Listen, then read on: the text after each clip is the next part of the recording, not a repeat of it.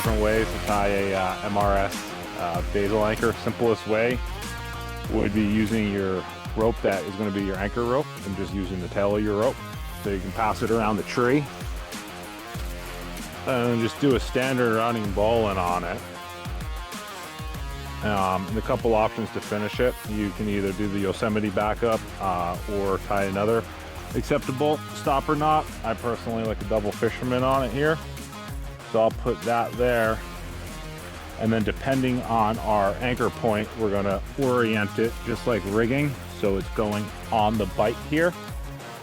And then whatever we're gonna be using to attach our Basal anchor to, either a figure eight, a rig, a rope wrench, or any other lowerable device, we can just simply add an alpine butterfly here to connect that device to.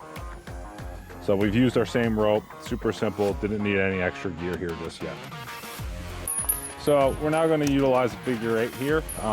Although this is a very simple system, just by using a figure eight, it does get a little complicated, which we'll see. So we'll start off by taking the figure eight, putting it on the rope, and make sure you pass the figure eight over the entire device here. If you only capture the carabiner and the eye, it will not function properly. It has to pass the whole device right there. From there, we're going to install it on our alpine butterfly. So there's our figure eight. The next step we're going to do is what's called a hard or a soft lock. A soft lock would be just bringing the rope over here, over itself.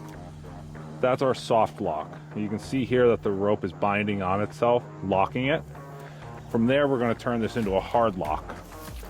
We're going to take a bite of rope and pass it through the entire figure eight here. And then just tie a stopper knot.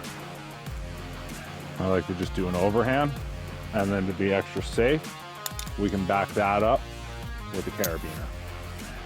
So that's our figure eight.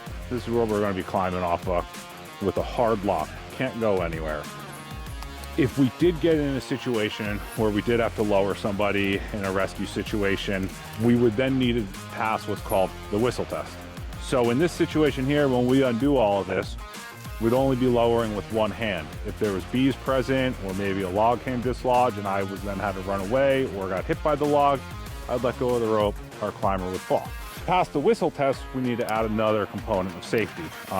Old footlock cross sticks that are still have not been retired but don't get used that often are great. This is just an extra piece of cordage I had sitting around that I use as a footlock cross stick sometimes. And what we're going to do here is we're going to do a 6-wrap cross stick, or you can tie a climb heist. Due to the length of it here, I'm going to tie a climb heist, especially because of my knots, just because it's some extra cordage. I don't really have it, super dialed out and nice and spliced. But here, tying my climb heist, I can put that up. So that's going to work as an additional brake. And then I'm then going to add this back to our original alpine butterfly here.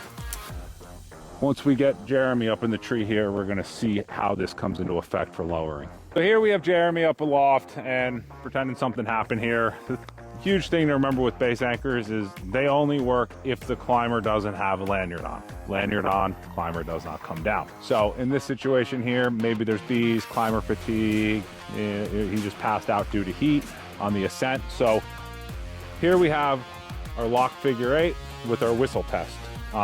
One of the nice things too about the figure eight, when you see later when we use like the Petzl rigger or another device like that, is that this can hit the tree no matter which angle it's on. It's not the end of the world. So we don't have to worry about side loading or anything like that. But I'm going to start with by removing my first backup here. That was our hard lock. And you can see here, our soft lock is holding it. Once we have that, we're going to have to flip this back over. So I now essentially have him on belay. You can see I can belay him down here. I'm talking about the whistle test before. That's our backup. So as I have him on belay here, if something were to happen, like a limb were to come dislodged or something, and I were to then become incapacitated, you can see it's locked him off past the whistle test here. If I'm fine and can proceed with lowering the whole time, I can hold this down essentially like a prusik and work both systems at the same time, bringing him down to the ground again. If he brought the bees with him, down low here, we're still good. I can run away.